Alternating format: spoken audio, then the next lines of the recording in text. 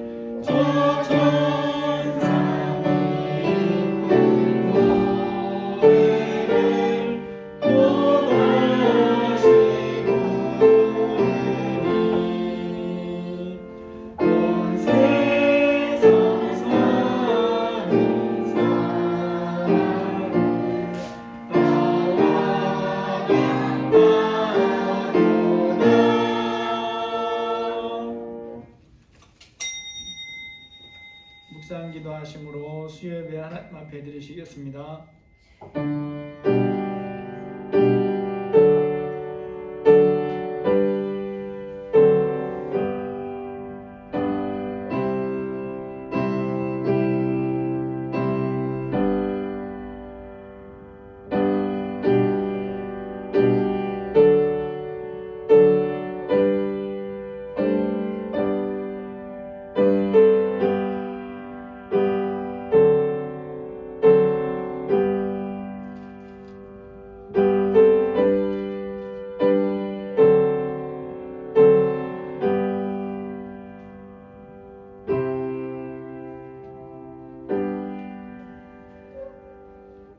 사도신경으로 신앙 고백하시겠습니다. 전능하사 천지를 만드신 하나님 아버지를 내가 믿사오며 그 외아들 우리 주 예수 그리스도를 믿사오니 이는 성령으로 잉태하사 동정녀 마리아에게 나시고 본디오 빌라도에게 고난을 받으사 십자가에 못 박혀 죽으시고 장사한 지 사흘 만에 죽은 자 가운데서 다시 살아나시며 하늘에 오르사 전능하신 하나님 우편에 앉아 계시다가 저리로서 산자와 죽은 자를 심판하러 오시리라. 성령을 믿사오며 거룩한 공예와 성도가 서로 교통하는 것과 죄를 사하여 주시는 것과 몸이 다시 사는 것과 영원히 사는 것을 믿사옵나이다. 아멘. 108장 부르겠습니다.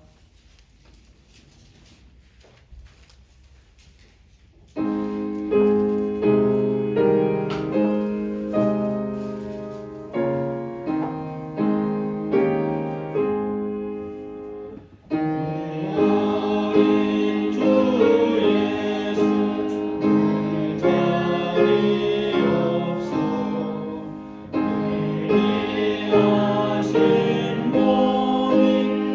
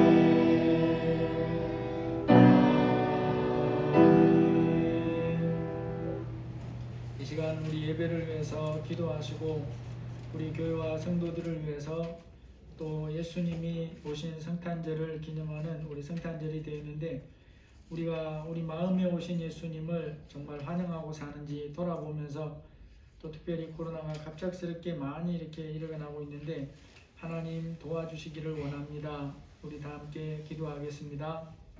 하나님 감사합니다. 우리를 불쌍히 여겨주시고 이 시간 주님께 수요 예배로 불러주셔서 감사합니다. 하나님 우리가 성탄절을 앞두고 또 예수님이 땅에 오신 것을 기념하며 감사하며 예배하는데 주님이 함께하여 주시기를 기도합니다. 예수님이 우리 마음에 오시는 것을 내가 얼마나 믿고 있는지 예수님이 우리 삶에 오셔서 주인 되시는 것을 나는 얼마나 기뻐하며 사는지 이 시간을 돌아봅니다. 아버지 예수님이 우리 삶에 주인이 아닌 것처럼 여기면서 살아오는 시간들을 불쌍히 계시고 용서하여 주시기를 기도합니다.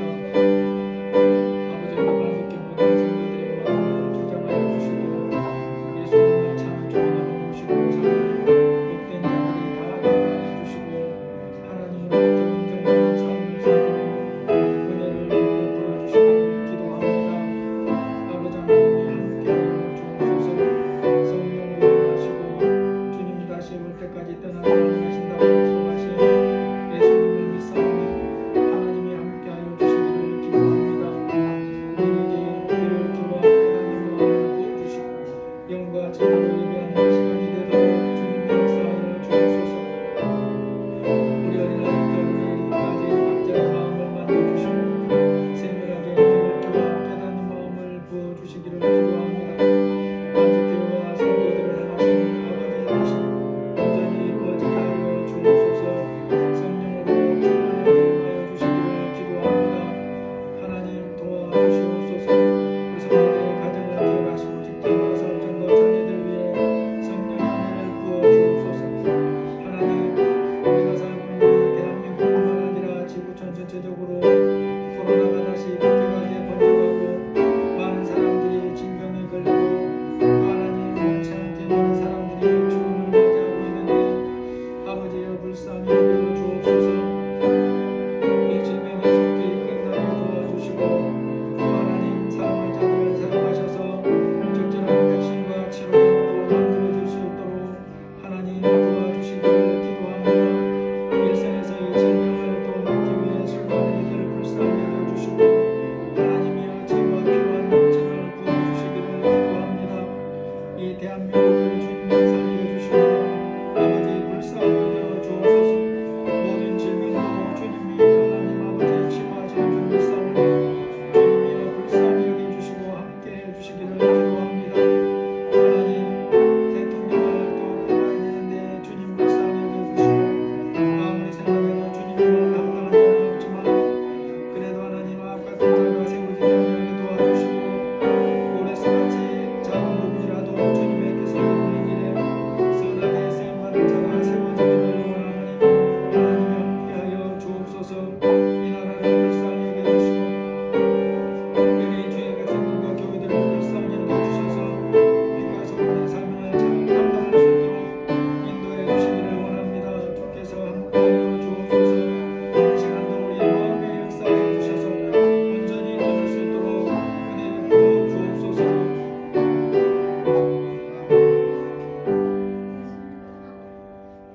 하나님 아버지 저희들 이 시간 수요예배로 불러주시니 감사합니다. 우리 어린아이부터 어른에 이르기까지 들을 귀와 깨닫는 마음을 주셔서 하나님이 기뻐하는 귀한 예배 드릴 수 있도록 인도하여 주옵소서. 예수님의 이름으로 기도드립니다. 아멘. 하나님 말씀 욥기 34장 10절에서 16절입니다. 욥기 34장 10절에서 16절입니다.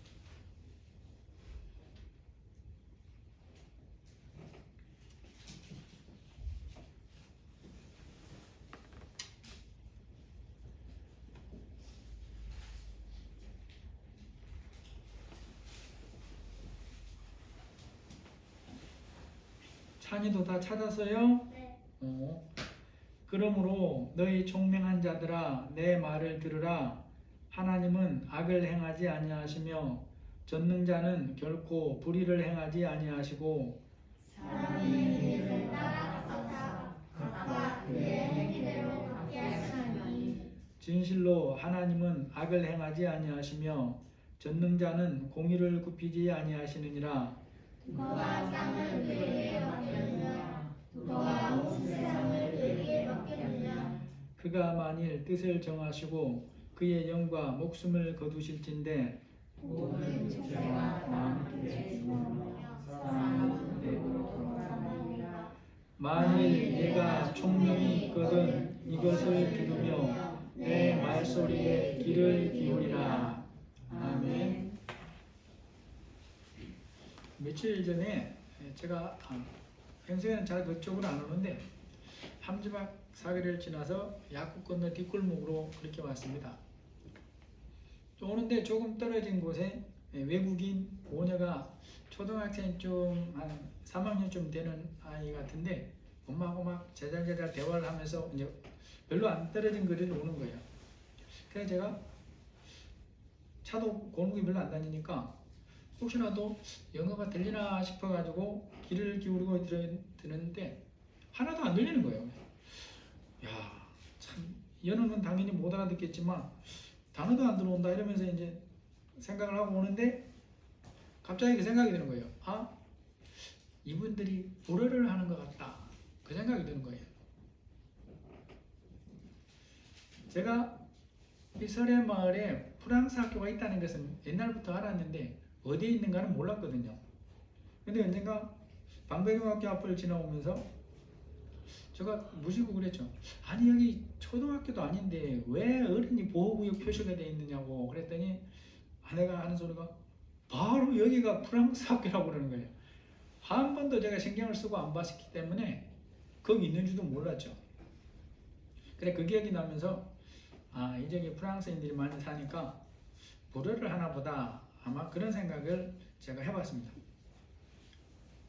여러분 사람 귀가 상하지 않았다면 말을 들으면 들을 수가 있죠. 그런데 같은 장소에서 자기가 아는 말로 똑같은 걸 들어도 이해하는 것은 다를 수 있습니다.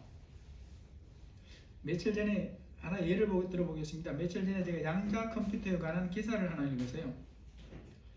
우리나라에서 양자 컴퓨터 분야에서 최고의 손에 꼽히는 권위자라고 하는 사람이 기자에게 소개를 해주는 그런 글이에요. 이 사람의 직책이 뭔가 보니까 양자기술특별위원회의 공동위원장이랍니다. 고등과학은 부원장 김재환 계산과학부 교수라고 소개되어 있었어요.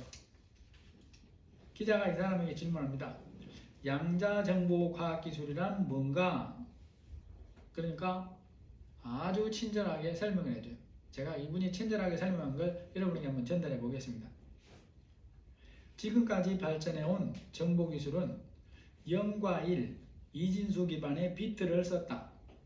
이런 디지털 기술은 나노공학을 이용해 점점 더 작아져 왔다. 하지만 나노 기술의 한계에 도달하면 서로 간섭 현상이 일어나 0과 1이 모호해진다. 이를 중첩 현상이라고 한다. 양자기술은 이런 중첩 현상을 이용한 새로운 방식의 정보과학 기술이다. 0과 1이 중첩되고 얽히는 원리를 바탕으로 한 큐비트가 그것이다. 디지털이 2에서 3나노가 한계라면 큐비트는 원자 단계까지 갈 수 있다. 큐비트 개수가 늘어남에 따라 정보 처리 능력이 기하급수적으로 늘어난다. 이게 바로 양자 컴퓨터다. 큐비트 기술을 이용하면 도청이 불가능해지는 양자 암호 통신이 된다. 양자 얽힘을 이용하는 양자 센서라는 것도 있다. 중력파 검출과 같은 아주 미세한 변화를 측정할 수 있는 기술이다. 양자 이미징도 있다. 양자 얽힘을 이용한 양자 레이더다. 스텔스 기능을 가진 물체로 레이더로 안 보이는데 양자 얽힘을 이용한 레이더는 스텔스로 보호막을 친 물체도 찾아낼 수 있다. 지금 제가 잠깐 읽어드린 이 기사 내용이에요. 여러분이나 저나 다 똑같이 들었습니다. 그러면 어린이만 빼고는 다 이해를 상당히 많이 해야죠. 어떻습니까? 이해가 많이 되십니까? 분명히 같이 들었잖아요. 근데 이해가 안 되죠. 나노, 큐비트, 양자 얽힘, 양자 센서, 양자 이미징, 양자 레이더, 중력파 분명히 들었는데 뭔 말인지 뉴스에서 한 단어씩 본 것도 같기도 한데 뭔 말인지 하나도 모르는 거예요. 우리와는 차원이 다른 세계에 대해서 이야기하는 것처럼 여겨집니다. 여러분, 그런데 예수님을 구원자로 믿는 사람 사이에서도 하나님의 말씀을 듣고 이해하고 깨달은 면에서 이런 차이들이 일어날 수 있어요. 같은 말씀을 같은 자리에서 함께 들어도 그 이해하는 수준은 같은 것이 아닙니다. 또 성령께서 같은 분량으로 같은 방향으로만 깨닫게 하는 것도 아니에요. 이건 단지 어린이거나 어른이어서 차이가 나는 게 아닙니다. 예수님을 믿고 살아온 시간이 비슷하고 나이도 비슷한 어른끼리 들어도 듣는 말씀을 이해하는 정도는 다르다라는 거죠. 이 시간 읽은 본문에서 엘리후가 하나님이 어떤 분인가에 대해서 말을 합니다. 10절에서 12절 보시면 하나님은 악을 행하지 아니하시며 전능자는 결코 불의를 행하지 아니하시고 사람의 행위를 따라 갚으사 각각 그의 행위대로 갚게 하시나니 진실로 하나님은 악을 행하지 아니하시며 전능자는 공의를 굽히지 아니하시느니라.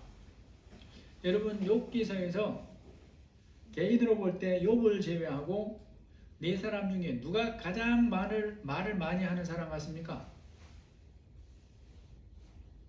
새내기 누가 제일 말을 많이 할까요? 엘리후가 제일 말을 많이 합니다. 분량을 보면 32장에서 37장까지가 엘리후 혼자 하는 말이에요.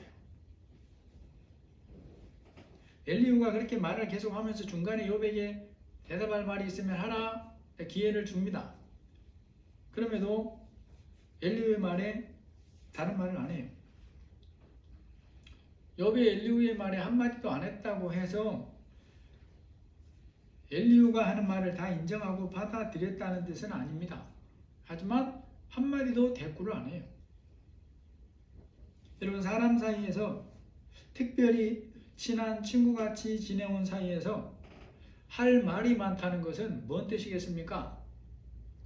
그만큼 내 안에 그 사람에게 해주고 싶은 말이 많다는 그런 뜻이잖아요. 들려주고 싶은 것이 많은 거죠. 욥기서에서 욥 다음으로 많은 말을 하는 사람이 바로 엘리후입니다. 엘리후가 하는 말의 가장 많은 부분은 욥에게 들으라고 하는 말이지만 또 욥의 세 친구에게 들으라고 하는 것입니다. 이제 중요한 것은 여기 있는 사람, 다른 사람들도 있을 수는 있는데 등장하는 사람은 최소한 5사람인데 이 5사람은 다 하나님을 믿고 있는 사람들로 보이는 거예요.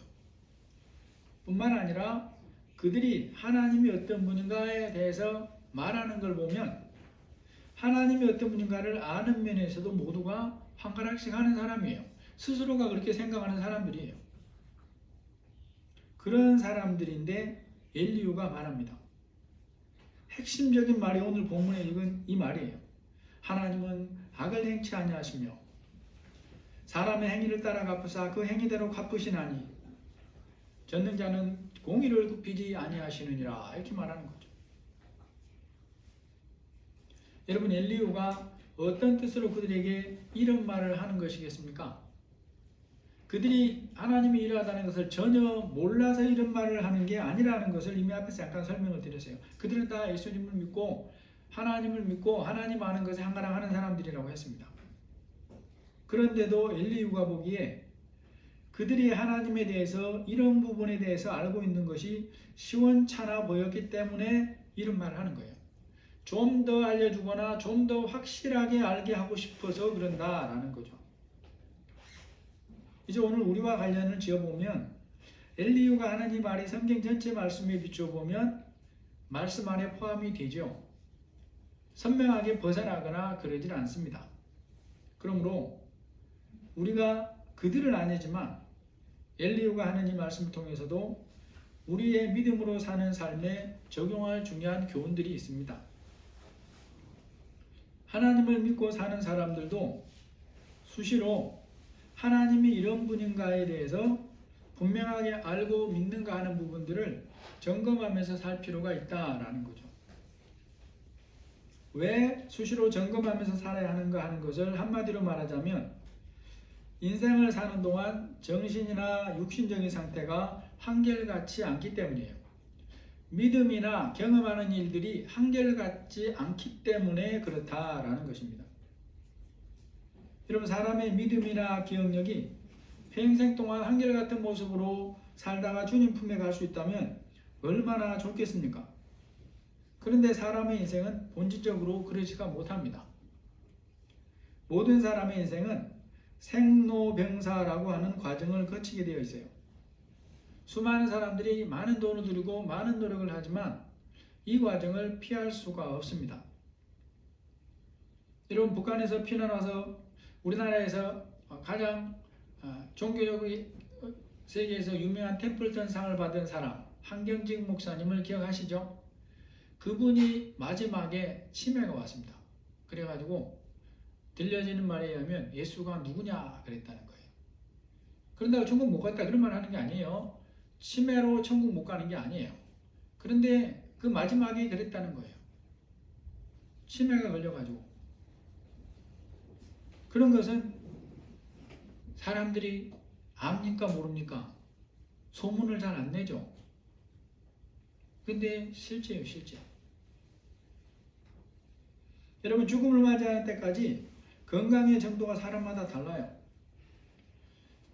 죽음을 맞이하는 순간까지 상당한 건강을 유지하고 산 사람에 대해서 구체적인 언급이 있는데 모세가 그런 사람 중에 하나죠. 신명기 34장 7절을 보니까 모세가 죽을 때에 나이가 120세였으나 그의 눈이 흐리지 아니하였고 기력이 쇠하지 아니하였더라. 모세의 이러한 부분에 대해 말씀을 읽을 때에 개인적으로 저도 삶을 마칠 때에 모세와 같은 모습으로 살다가 주님의 부르심을 받고 싶다는 생각을 저도 합니다. 그리고 모세라는 이름을 들먹거리지는 않지만 저도 하나님 앞에 기도합니다. 저 아내를 위해서도 기도합니다. 제가 할 수 있는 게 그거밖에 없으니까요. 그리고 개인적으로는 제 어머니를 위해서도 그렇게 기도해요. 장인 장모님들을 위해서도 그렇게 기도를 합니다. 많은 사람들이 이 세상에서의 마지막이 어떠한가를 알고 또 모세의 마지막을 안다면 아마도 이런 소망을 가지고 기도할 것이라고 생각을 해봐요. 여러분, 모세가 죽을 때의 신체와 정신적인 상태가 젊을 때와 똑같다고 말하지는 않지만 이렇게 말씀하는 것을 보면 정신적이나 신체적으로 상당히 건강했다는 것을 우리가 확인을 할 수 있습니다. 모세의 육신의 건강이 어느 정도였는가 하는 걸 보면 등산을 하고 산에 올라서 인생을 마쳤으니까 얼마나 건강하겠어요. 정신도 건강했어요. 성경이 말해주잖아요. 모세가 그렇게 건강했던 것에 비하면 믿음의 조상인 아브라함은 다릅니다. 아브라함은 대부분의 사람들과 같은 약해진 상태가 되어서 육신의 죽음을 맞이해요. 창세기 25장 7절 8절 보니까 아브라함의 향년이 175세라 그의 나이가 높고 늙어서 기운이 다하여 죽어 자기 열조에게로 돌아가매. 이런 부분에서 여러분은 어떤 기도를 하실지 모르겠습니다만은 당연히 모세 같은 기도를 할 수 있다고 생각해요. 모세만 그런 게 아니에요. 우리가 지원하는 김재성 선교사님 지난해인가 지지난해인가 그 부친이 아버님 목사님이 소천하셨죠. 그런데 어떻게 소천했냐 그러면 은퇴 목사님 모임이 3일 전에 강릉에서 열렸는데 이틀 3일 전 맞죠? 3일 전이라고 그랬어요. 3일 전에 그 모임에 가서 강릉 가서 자기 발로 맛있는 식사도 하고 오셔가지고 그리고 집에 와서 몸이 좀 안 좋네 이래가지고 자리에 누워서 3일째 된 날인가 딱 천국 가셨어요. 개인적으로 저도 그러고 싶습니다. 하나님이 부르실 때. 여러분은 어떻습니까? 하나님 마음에 합한 다윗이 이 세상에서의 마지막 모습은 어땠을까요? 열왕기상 1장 1절, 1장 15절, 2장 1절을 보면 다윗 왕이 나이가 많아 늙으니 이불을 덮어도 따뜻하지 아니한지라. 왕이 심히 늙었으므로 수넴 여자 아비삭이 시중 들었더라. 다윗이 죽을 날이 임박하매 이렇게 우리에게 보여줍니다. 이 다윗의 마지막 모습이 가까워올 때 성경이 묘사를 하는 것을 보면 하나님 마음에 합하게 산 다윗도 이 세상에서의 마지막 때의 모습은 많은 사람들의 모습과 별로 다를 것이 없는 모습으로 그렇게 약해집니다. 늙고 많이 약해진 모습이에요. 그리고 그의 모습들이 이제는 하나님의 부르심을 받을 때가 됐다는 것을 주변 사람들이 다 알 정도로 약해졌어요. 그런 시간을 거쳐서 다윗이 하나님 품으로 갑니다. 어떤 사람이 쓴 글을 보니까 자신은 닮아지는 삶을 살고 싶지 낡아지는 삶을 살고 싶지는 않다라고 하는 것을 읽어본 적이 있어요. 닳아지는 삶이라는 것은 원래의 목적대로 사용됨으로 인해 약해지는 것이고 낡아지는 것은 가만히 있어도 세월의 흐름으로 인해서 약해지는 거죠. 어떤 쪽이 되었든지 사람은 일정한 시간이 지난 후부터 약해져 가게 되어 있어요. 육신만 약해지고 정신은 말짱하냐? 그러지 않습니다. 우리는 몸과 정신이 하나이기 때문에 정신도 명철함도 약해지는 쪽으로 변해가요. 하나님을 믿어도 이러한 것을 피할 수가 없기 때문에 현재는 건강해 보일지라도 우리도 날마다 약해져 감의 과정을 가는 중에 있어요. 그러한 약해져 감의 과정을 거치면서 사는 것을 피할 수 없기 때문에 우리의 하나님 마음과 믿음이 약해지지 않는지 점검하면서 살아야 되는 거예요. 나이가 들어가면서 자신이 속해 있는 사회의 가치관에 마음을 빼앗기거나 물들어가고 있지 않는지 우리는 수시로 점검하면서 살아야 됩니다. 이 시간 특별히 점검하기 원하는 부분이 바로 엘리후가 하는 말 내용이에요. 이 말씀을 크게 두 가지로 생각해 볼 수 있는데, 먼저는 하나님은 악 또는 불의를 결코 행하지 않는 분이고 그렇기 때문에 당연히 공의를 굳게 하시지 않는 분이라 라고 말씀하는 거죠. 진실로 하나님은 악을 행하시지 않는 분이라는 것을 거듭 강조해서 말을 합니다. 여러분, 그러면 하나님이 이런 분이라는 것을 우리는 무엇을 통해서 알 수 있습니까? 먼저는 성경에 하나님이 우리에게 말씀해 주시는 것을 통해서 알게 됩니다. 하나님이 이런 분이라는 것에 대해서 선지자를 통해서 사도들을 통해서 기록된 말씀을 통해서 우리에게 알게 해주므로 우리가 아는 거죠. 그러니까 하나님을 아는 것은 다 여기에서 시작이 됩니다. 그런데 이게 전부는 아니에요. 또 한 가지가 있습니다. 경험한 이들의 증언을 통해서도 알 수 있어요. 구약 성경에서 하나님을 가장 많이 경험한 사람을 들어보라면 모세라고 할 수 있는데 모세가 이렇게 증거를 하는 거예요. 신명기 32장 4절에 보니까 그는 반석이시니 그가 하신 일은 완전하고 그의 모든 길이 정의롭고 진실하고 거짓이 없으신 하나님이시니 공의로우시고 바르시도다. 여러분, 우리는 모세가 하나님에 대해서 고백하며 증언하는 말을 잘 살필 필요가 있어요.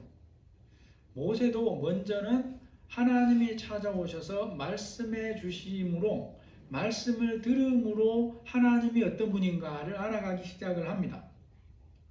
그런데 이 모세는 말씀을 귀로 듣고 마음으로 깨닫는 것으로만 그치질 않았어요.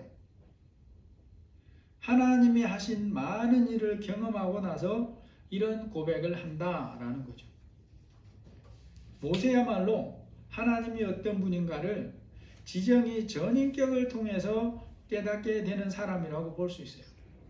그래서 지식으로 배웠고 성령의 깨닫게 하심으로 알고 또 이 땅에서 오감으로 하나님이 하시는 일을 경험함을 통해서 알게 된 사람이에요. 그 많은 경험을 통해서 모세가 하는 것입니다.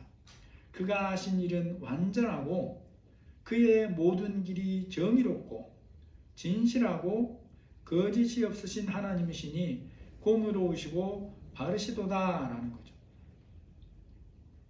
여러분이나 제가 하나님을 어떤 분으로 알고 있는지 한번 점검할 필요가 있습니다. 정말로 모세가 말씀하는, 모세가 증거하는 이 하나님을 지금 나의 하나님으로도 여전히 그렇게 믿고 있는가?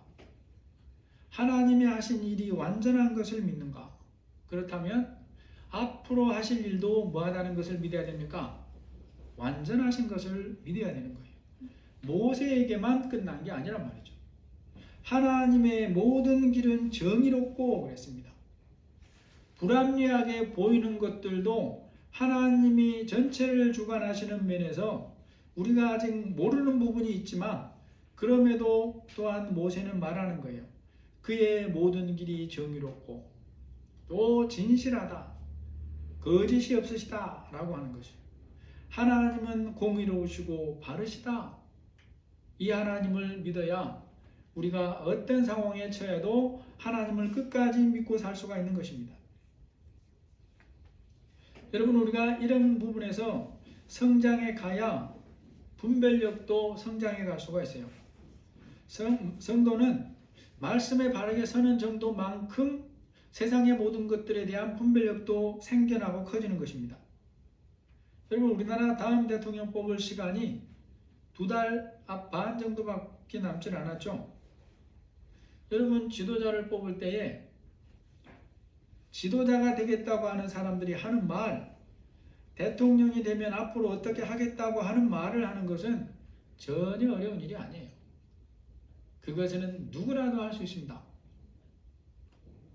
중요한 건 뭐겠습니까? 그 사람이 지금까지 살아오는 동안에 작게라도 자신이 해온 말에 대해서 책임을 지는 행동을 하면서 살아왔느냐라는 거예요. 이것은 후회해도 바꿀 수가 없고 감출 수가 없어요. 인간이라 실수하고 그런 것은 있을 수가 있지만 그의 본질의 삶이 어떠한가를 분별해야 되는 것입니다. 그러한 것을 통해 보면 많은 것이 드러나요. 내로남불로 하는 사람이 아닌가? 다른 사람에게 말하는 것하고 자기에게 적용하는 게 다르지 않은가? 이런 것들을 적용해 보면 검은지, 파란지, 빨간지, 하얀지 구분이 되는 거예요. 우리는 구약에서 하나님이 일하시는 것을 가장 많이 경험한 모세의 증언을 통해서도 하나님이 어떤 분인가에 대해서 알 수가 있어요. 하나님이 하시는 일은 완전하고 모든 길이 정의롭고 진실하고 거짓이 없으시다고 하는 이 모세 고백을 우리는 전적으로 온전히 신뢰할 수가 있다라는 것입니다. 문제는 뭐라 그랬습니까? 사람의 몸과 마음의 건강이나 믿음의 상태가 한결같은 모습으로 평생을 사는 게 아니라고 하는 것이 문제라고 그랬어요. 예전에는 하나님이 모세가 고백하는 그런 하나님이라는 것을 나도 확고하게 믿었는데 지금은 흔들릴 수도 있어요. 특정한 일을 겪으면서 흔들릴 수가 있는 것입니다. 성경을 보면 욥같이 하나님이 인정하는 분명한 믿음을 가진 사람도 흔들리고 있는 거예요. 그러므로 하나님이 어떠한 분인가에 대해서 지나온 과거가 아닌 지금 나는 어떤 생각과 믿음을 가지고 있는가를 돌아보면서 살아야 된다는 거죠. 성경을 보니까 사람이 어떤 큰 어려움을 겪는다고 해서 하나님에 대해 가지고 있는 알미나 생각이 꼭 나쁜 쪽으로만 변하는 것은 아니에요. 오히려 성경은 그 반대가 되는 사람을 우리에게 소개하기도 합니다. 시편 119편 67절 71절을 보면 고난당한 경험을 통과한 시인이 그것을 경험하면서 자신의 믿음이 어떻게 성장하고 변화되었는가를 고백하는 것이에요. 고난당하기 전에는 내가 그릇 행하였더니 이제는 주의 말씀을 지키나이다. 고난당한 것이 내게 유익이라. 이로 말미암아 내가 주의 율례들을 배우게 되었나이다 라고 합니다. 이것은 시편을 기록하는 일에 쓰임받을 정도의 믿음을 가진 시인이 하는 고백이에요. 여러분, 삶의 시간이 흘러가면서 우리의 육신의 건강과 마음이 쇠약해져 가기 때문에 나의 믿음은 어떻게 변화되어 가고 있는가를 점검하면서 살아야 되는 것입니다. 원치 않는 경험을 하면서, 어려움을 경험하면서 하나님에 대한 암과 믿음이 어떤 방향으로 어떻게 변화되거나 성장해 가고 있는가를 점검하면서 살아야 된다라는 거예요. 엘리후가 하는 말씀, 사람의 행위를 따라 갚으사 각각 그의 행위대로 갚게 하시나니에도 우리의 삶을 돌아보게 하는 귀한 교훈이 들어있어요. 성도는 하나님이 또한 이런 분이라는 것을 분명하게 알고 믿어야 됩니다. 그래야 보이는 것만 보면서 실족하거나 교만하거나 믿음에서 물러가지 않을 수 있는 겁니다. 여러분, 우리가 살고 있는 세상 보이는 부분에서만 보면 어떻게 보입니까? 예수님을 신실하게 믿는 사람이면 그런 사람 전부는 아닐지라도 그래도 다수가 믿지 않는 사람들에 비해서 보이는 부분에서도 성공을 누리면서 행복하게 사는 것처럼 보입니까? 그렇지가 않는 거예요. 보이는 것만 보면 오히려 반대로 보이는 경우가 더 많아요. 아무리 믿음에 신실한 자들이 많이 살고 있는 사회라고 할지라도 믿는 그리스도인이 그 사이에서 본이 되는 빛과 소금의 삶을 산다고 할지라도 보이는 것만 보면 하나님이 이런 분이라는 것을 믿는 게 쉬운 일이 아니에요. 보이는 것만 보면 오히려 하나님은 계시지 않는 것처럼 보이기까지 합니다. 그래서 우리가 뭘 알아야 됩니까? 하나님께서 행위를 따라 갚지 않으시는 것처럼 보이기까지 하는 세상 속에서 믿음을 가지고 살려면 어떻게 해야 되냐라는 거죠. 하나님은 뭐라 그랬습니까? 심은 대로 거두게 하시는 하나님이라는 것을 알고 믿어야 된다라는 거죠. 이 세상은 예수님이 다시 오실 때까지 이런 상태를 벗어나지 못한다는 것을 너무나 잘 아시는 분이 바로 하나님이신 거예요. 잘 아시는 하나님께서 분별하라고 경고하십니다. 잠언서 24장 1절 이하에 보면 너는 악인의 형통함을 부러워하지 말며 그와 함께 있으려고도 하지 말지어다. 그들의 마음은 강포를 품고 그들의 입술은 재앙을 말함이니라. 악인들이 보이는 세상에서 사는 것, 형통하게 사는 것을 보더라도 왜 그들이 부러워하지 말아야 하는가에 대해서도 하나님은 우리에게 분명히 말씀해요. 하나님께서 악인들에게 하실 영원한 결산을 말씀해 줍니다.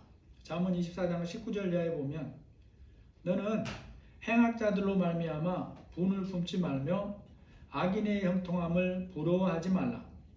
대저 행악자는 장래가 없겠고 악인의 등불은 꺼지리라 라고 말씀을 합니다.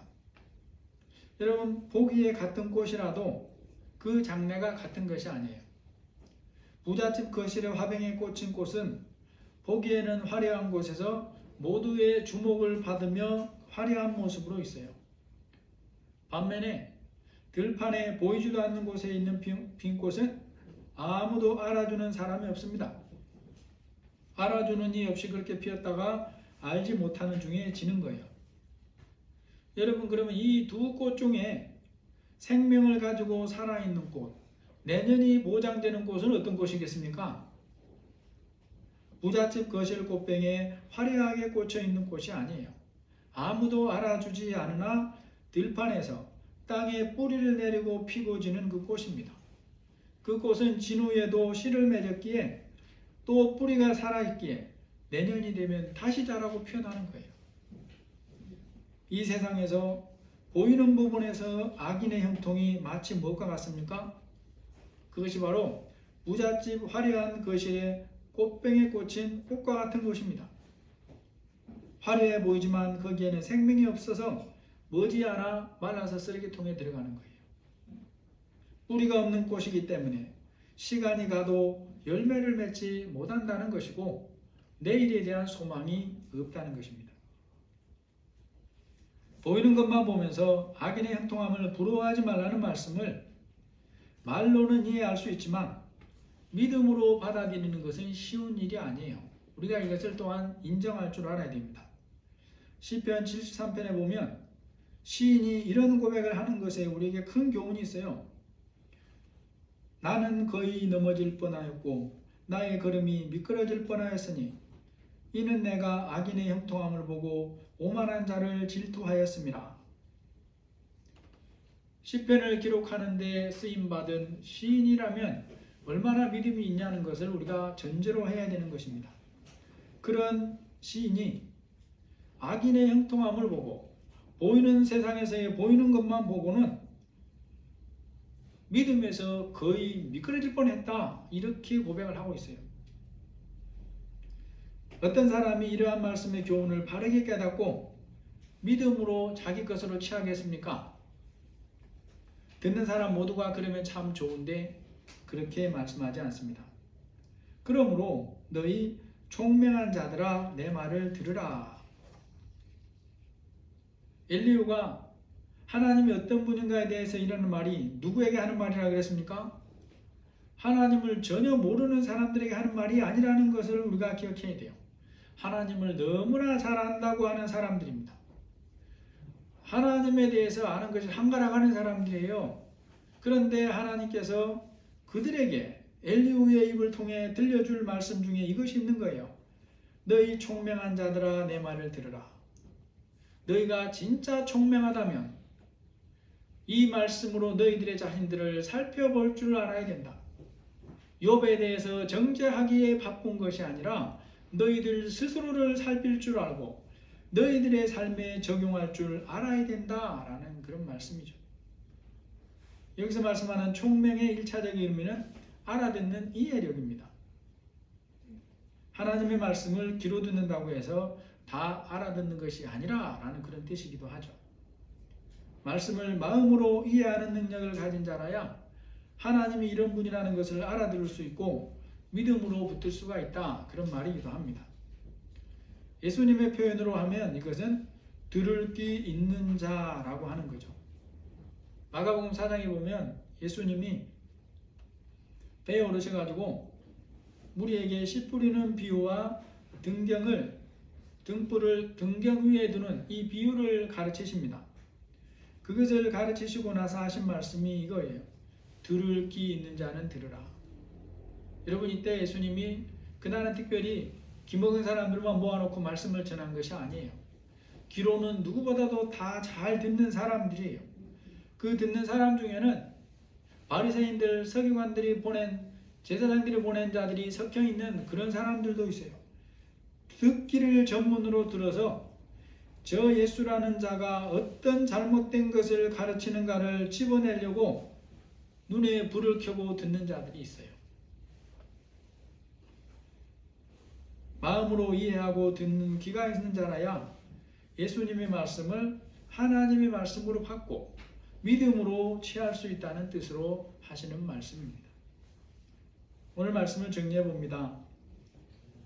예수님을 구원자로 믿는 자라면 이후에 날마다 믿음에서 자라가야 합니다. 그런데 믿음에서 자라가는 것을 막는 강력한 힘을 가진 것이 있어요. 그것이 바로 보이는 것만을 보는 세상이고 보이는 것만 보면 하나님은 역사하지 않는 것처럼 보이는 세상이에요.